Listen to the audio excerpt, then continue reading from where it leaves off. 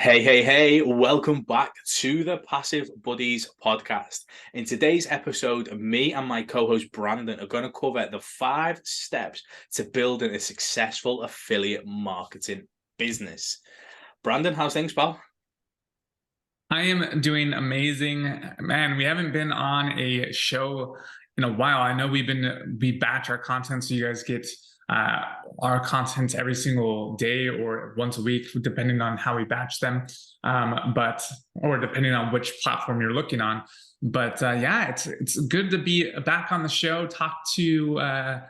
Well, we talk every day, but to talk to our viewers on a podcast and share some bombs. So I'm super excited to do this.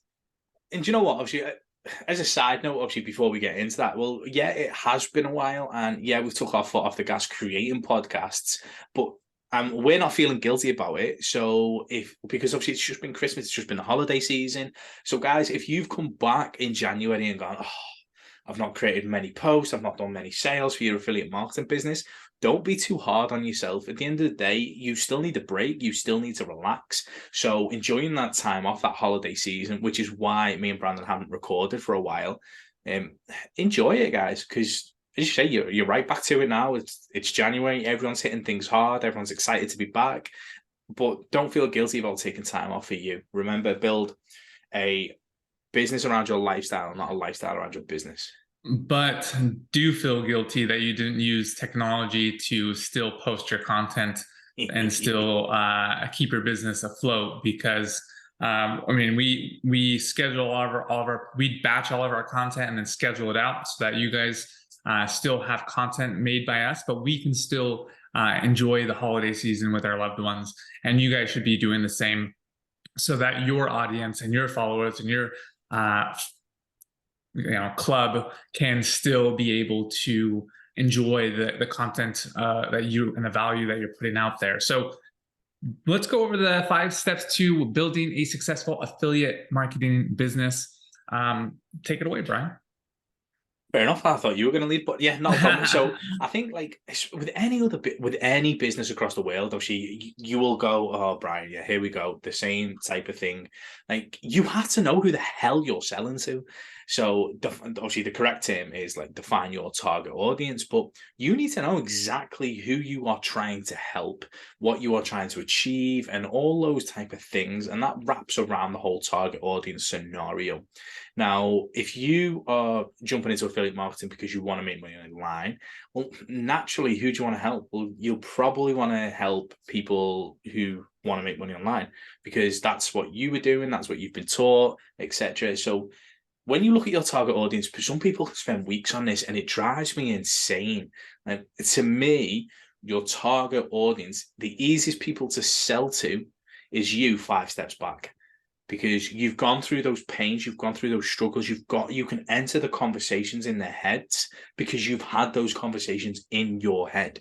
So 9 times out of 10, defining your target audience for me is like it's you 5 steps back. Whether you are a dog lover and want to sell to dog people and you want to get loads of decent products out to dogs, or dog owners, should I say? Obviously, the dog can't operate Amazon. So even at that point, it's a case of like, well, what conversations go in your head to help you supply to your dog? It's so much easier to tap into from a target audience point of view if it's you in the past. What do you think? Yeah, I think that's perfect. I mean, what I love about being able to target your perfect audience is once you actually find the right audience. It's funny because when I was a personal trainer, I would just want to target anyone. I was like, anyone that wants to get in shape. And really, there's kind of like little cliques of people or demographics of people that want to keep in shape and hire a trainer and actually get results and that sort of thing. So that comes down to second point number 2, which is find the right prospects, because not everyone is going to be the right prospect. Like me, when I was, like I said, was a personal trainer and trying to accept everyone, that really wasn't everyone wasn't the right prospect. So it's really just niching down and finding the right people that align with what you have to sell. And so for us, targeting I was just telling Brian previously when I was off when we're off the podcast, I was like, man, I just realized something. Like before, when I was targeting, when I was selling SaaS, when I was pretty much taking High Level, which is a software the SaaS product, and I put my own white label in it and I sold it as my own. I was targeting ClickFunnels users because they were the right prospect for what I was selling, because they were already using a software. And it's funny that we're talking about this and it happened to align what we were just talking about off the air, but ClickFunnels users were already using a similar product for their business. And so if I showed them High Level and how it was better in my regards, in my opinion, Brian might think differently, but I think he's turning though. I'll have to see. But like those people wanted a software, a funnel builder that allowed them to help grow their small business or help them for their entrepreneur needs. And so I showed them High Level, and it was the right prospect that needed that software. That's kind of like you need to find someone who's going to use a product. That's like trying to sell, say, like a personal trainer, another type of protein. They're already using protein. You need to show them a better product or a better way of doing things that they're already kind of doing. Like you're not going to sell like a football to a golfer because he's not going to use that football in what he's doing or however he's going on with life. So finding the right prospect is super important, and really defining that those two steps is really what's going to set you apart when being successful with affiliate marketing. What do you think, Brian? You're absolutely right. Obviously, there's no point. The right prospect has to be like, you have to qualify them in a way like, did I fit this bill, or can they afford the product? Are they interested in the product? Will this product help them? Which I always think is actually super, super important. Yeah, don't definitely. just sell any crap to anybody. Like, make sure the product you are promoting actually works. And I think finding the right prospect online has never been easier. Like, for instance, right, Brandon was selling High Level to ClickFunnels users. Now, so what was the tactic? Brandon goes into the ClickFunnels Facebook group, which has got 250,000 people in there, all have had an interest or have ClickFunnels. That's a big, big fishing pond to go after. He's found the right prospects because he knows if you can sell them a better opportunity or a new opportunity, because I know High Level has different aspects that ClickFunnels doesn't. If you can show them, oh, well, actually, it takes 2 seconds to build a funnel or 2 seconds to funnel hack, which is the concept in ClickFunnels with High Level, then absolutely fantastic. And you can show how you can save time, you can save money, etc., and you can get your products out faster, which is what everyone wants. So Brandon went into a pool of people, of 250,000 people, because there's a Facebook group of the congregation of the exact people Brandon was looking for. Another place he could have went is Russell Brunson's Facebook page. So every time he's got 1,000 likes, there's probably a good portion of people who are funnel builders who may be looking at a different opportunity.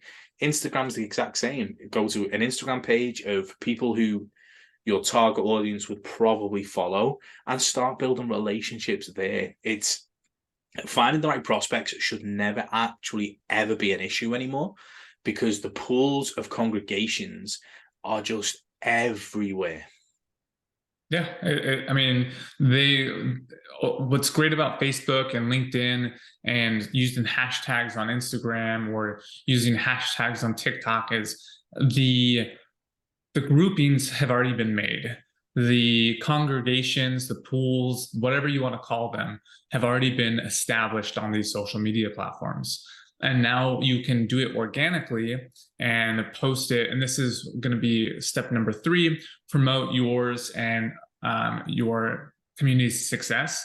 So you already have those communities and you can show people the actual tools and how they work for your customers, how they work for you, how they've been able to save you time with, like Brian was talking about, with funnel hacking. So for instance, what funnel hackers do, if you don't know what that is essentially they model someone who has been success in their particular niche, be it say like green drinks or fitness or coaching on how to do ballet, I don't know, whatever.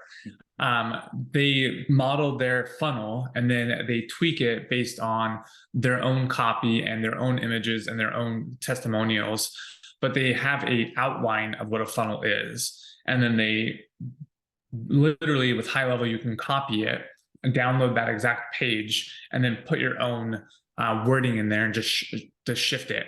I'm guessing you could even probably use ChatGPT to rewrite some of the copy on that. I'm sure that's a possibility. And then obviously use ChatGPT to generate images and all sorts of crazy stuff. This is not a topic on ChatGPT, but I figured that since it's a hot topic right now, just add a little bit of tips that you could do on that. But yeah, you would literally just promote with it, your how to use the software, how to, or I mean, don't use my example, but just anything, promote whatever you're doing, but also don't just always sell. So many, I think I see this all the time with affiliate marketers, is it's business, business, business. And if people see that, they get tuned out. And you want to, I always, and this is probably going to be golden for a lot of people that listen to this, but you should, and if this is an amazing tip and this blew your mind, then definitely subscribe to the channel, because I think that this golden nuggets get dropped like this all the time. So you don't want to miss out on them. But when people post only on business, and this is this golden nugget, people essentially tune out on it. So if you can post other things that are similar, people like working with people that are similar to them. So for instance, like a lot of my audience tends to be men. And so if I'm able to post about my wife and our vacations, or my dog, and someone else has a dog that's similar and they like their dog, and then like when they pictures to Bali, and I didn't go to Bali, I went to Bora Bora. So someone that went to Bora Bora and saw like our pictures of our overwater bungalow, and all those things, and people can relate to that outside of business, then you show people that you were similar to them, and then they're able to relate to you much easier. It's similar to touch points on Facebook and making sales. People try and hit home runs or hole-in-ones every single day. But if you chip at it away every single day by making a new post, sending in another email, and the more that they subscribe to you, the more those touch points are going to happen, and it makes it easier to get to the sale. So both of those things, if you're able to touch people on a similar level of similar hobbies, similar types of locations that you visited, all those different things, and also touch points in sales by sending emails, doing lives, all the different content points. I mean, those are kind of go hand in hand, obviously, because if you send 20 different emails of just business, people are going to tune that out. So that's why it's good to have both. And so in doing so, you're going to do number 4, which is going to increase your performance. And number 4, Brian, you can tell us what number 4 is for having a successful business. So I just want to split up Brandon's. So when Brandon was talking about content effectively. So Brandon was talking about different types of content and varying that content up. So not just sales, lifestyle. As you say, like I include my kids in my content, because obviously I'm a dad of the 3 kids, soon to be 4, and it's like obviously that's a massive part of my life. So I include that. If I go to football, I'll probably include that. Not like I can do it anymore because standing up actually hurts my legs now. So that's going to be a content piece removed soon.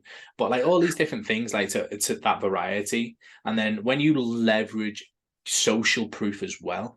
So we had a student do 5, I think it actually turned into 6 sales in less than 24 hours of joining our program yesterday. So again, we created a congratulations post, and students were using that all over social media as social proof that, hey, this thing actually works. So variety of your content, as Brandon says, don't just sell, use social proof, use your lifestyle, and actually get people to know, like, and trust you, not just buy from you.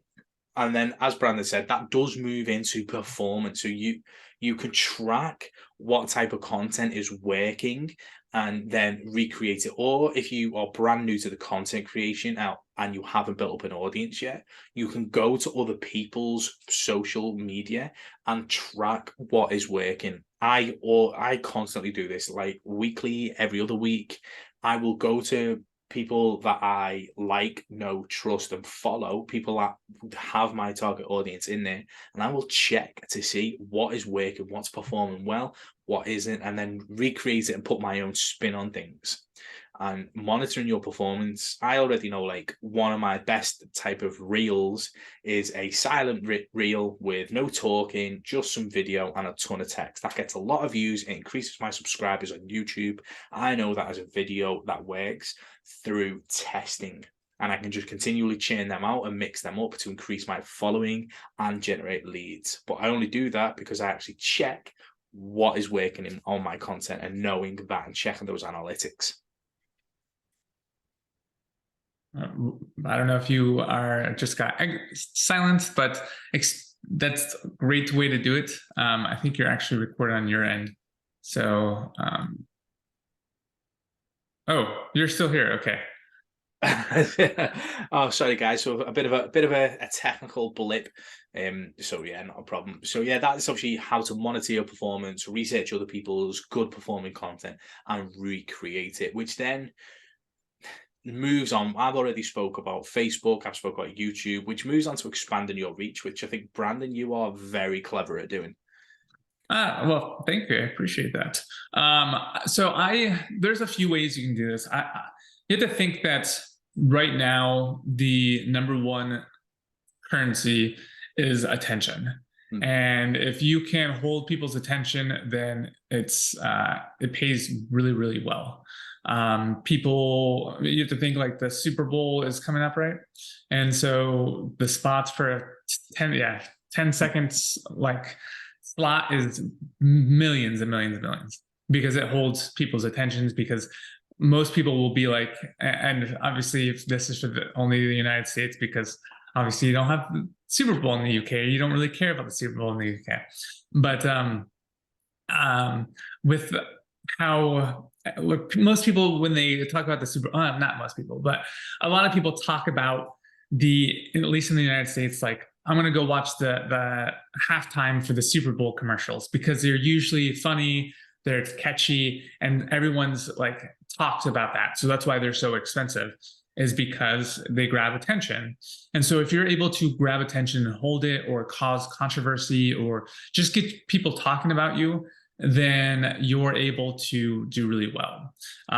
Regardless, I mean, I call it the Trump effect, where essentially it doesn't matter if he said, you know, I'm going to grab her by the F, or, you know, whatever, different things like you're fired, you know, all the different things he said to create controversy in a sense. Andrew Tate does the same thing. He stirs up controversy. So they essentially, doesn't matter if you like him or you hate him, you're still talking about him. And that is attention. So if you are able to grab attention from people, then you are able to monetize that. So that's how you expand your reach.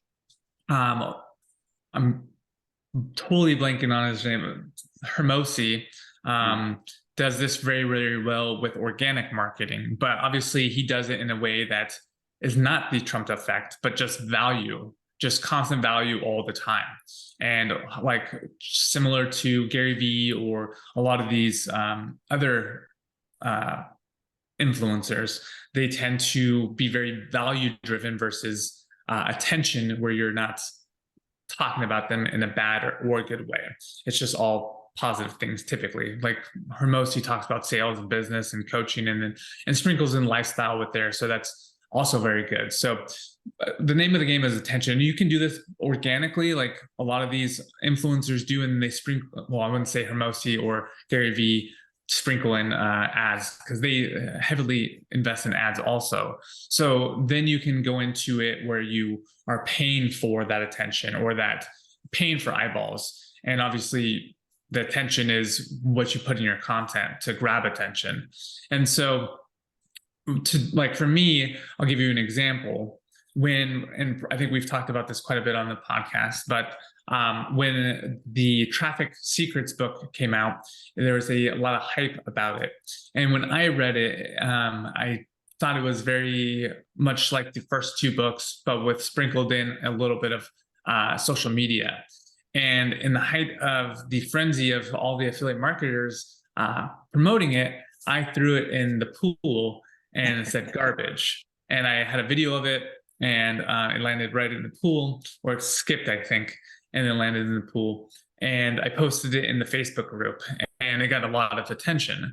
And so, and then people started talking about me, and sure, you could either like me or hate me for throwing the book in the pool, but it still got the attention of everyone. People were talking about it all over. So that's how you can expand your reach, by doing things that kind of go against the grain. And that's a great way to pretty much expand your reach. Do you have any suggestions on how you can expand your reach, Brian? So as Brandon said, like being a bit polar, not too like batshit crazy, but being a little bit polar to actually stand out from the crowd. Do not be a sheep. It doesn't work. You're not going to get anywhere fast or slow by just being a sheep. You need to have your own opinion and not be scared of your own opinion or the backlash that comes from it. Then from there, like creating that type of content. Now, if Reels were out back then, this probably, the Traffic Secrets going in the pool probably would have been a viral reel. Right. And what Brandon would have done at that stage was took that reel or took that video and put it on Facebook Reels, TikTok Reels, TikToks, Instagram Reels, YouTube Shorts, and it would have blown up. We done a test last year about like just sharing it to one platform, because everyone says at the start, don't you, pick a primary platform and just master that. And it actually makes me laugh a little bit, because what we've done is we tested it by just having it on one platform and then putting it on every other platform. And we increased our reach by 8 times by sharing on other platforms, mainly because people like to consume their content in different ways. People will just stick to TikTok and watch TikToks. People will just stick to Instagram and just watch the Reels, or YouTube Shorts. People will just binge watch YouTube. Now, if you are just staying on one platform, you don't have to master them. You just have to use the same content and put it out there. You will attract a bigger reach by using platforms that not just you, but everybody in your target audience likes. Yeah, and it kind of goes back to number 3, or number 2 rather, where it's, you have to, whatever one it was, you have to have those touch points with people. And the more that they see you, they might not see maybe they're scrolling through Facebook and they're on Instagram, for another thing, but maybe they don't see you on the first one, but they see you on the second one. So it allows for more opportunities for people to see your content that subscribe to multiple avenues of yours. But the algorithm might not have just showed them that piece of content. That might be the piece that allows them to convert. So there's a lot of different options with that, being able to post different content on different platforms. Not only that, with technology today, it doesn't take a lot of extra time to post on these other platforms. So that's another thing. Also, a lot of the content is kind of interchangeable, like we were talking about with Reels, Shorts, all the different platforms, because now you can strip the watermarks, say off TikTok, and post it to the other 3 pretty easily. And then obviously there's other tools that you can use to strip the audio, turn it into a blog post, all sorts of different crazy things. So definitely it's easier today than ever to get even further reach and allow you to have people see your content that might not see it on another platform just because of the algorithm. So it is important to throw it on these other platforms. You don't need to be a master at them, and it takes maybe an extra minute or 2, but it's well worth the 8 to 10 to 20 times X the reach for very little time. The return on investment is very large in that aspect. 100%, guys. So there are our 5 tips to building a successful affiliate marketing business. If you've liked a bit, or if you like the podcast, please subscribe, like, drop us a message. Let us know what you've liked and what you want to hear. And we will see you in the next video. Peace.